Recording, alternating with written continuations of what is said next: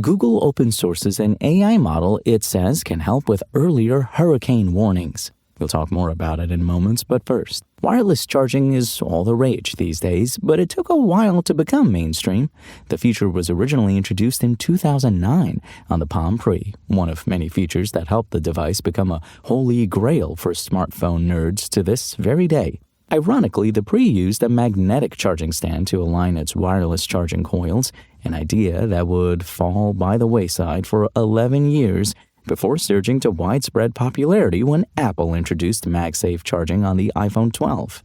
In the years between those two iconic smartphones, wireless charging was more niche. But for the entire time, we've had wireless charging. We've also been shoving our phones into cases of varying quality. And not all case manufacturers factor wireless charging into their designs. Head over to Engadget.com as Max Miller walks you through how to pick a case that's conducive to induction charging. And for the past decade, multi-room smart speakers have been dominated by the same companies that sell us our phones, tablets, and cloud services. Somewhere along the way, music became a secondary feature rather than the focus of the device playing it. Traditional hi-fi brands have struggled to compete, usually leaning on sound quality alone as their advantage with limited mainstream success. There's an emerging trend of hi-fi speakers combining the convenience of streaming and multi-room connectivity with their premium audio performance and physical connectivity. The IQ2 from PSB, $1,399, is one such product. It promises the acoustic benefits of bookshelf speakers, packs in almost every input you could need, and stirs in many of the everyday conveniences listeners now expect.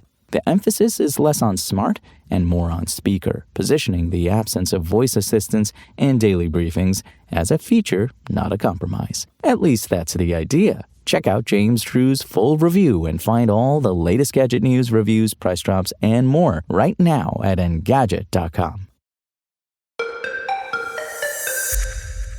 Researchers from the Google DeepMind and Google Research teams have helped train the WeatherNext AI weather prediction model to offer improved cyclone warnings.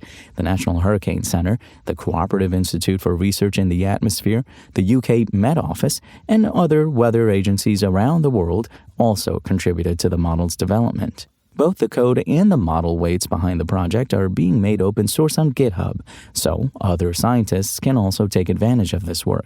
A study about WeatherNext was published in the journal Nature, and a more layperson version was also shared in a blog post from Google.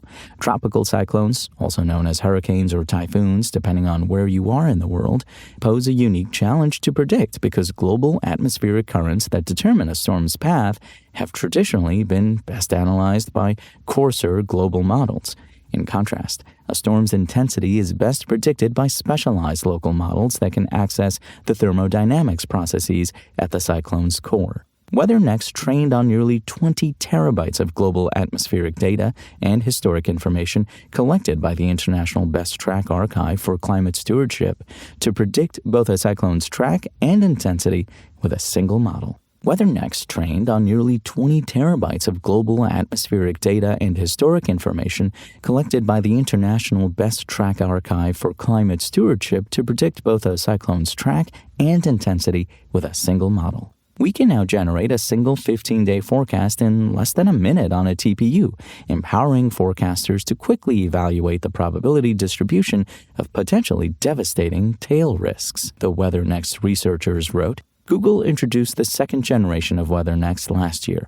The company's research teams have also worked on using AI to help predict flash floods.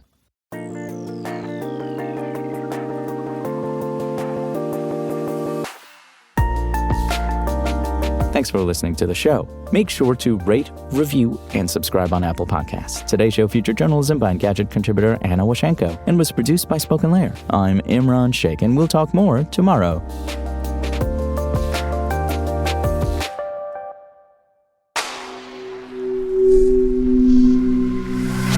Spoken Layer.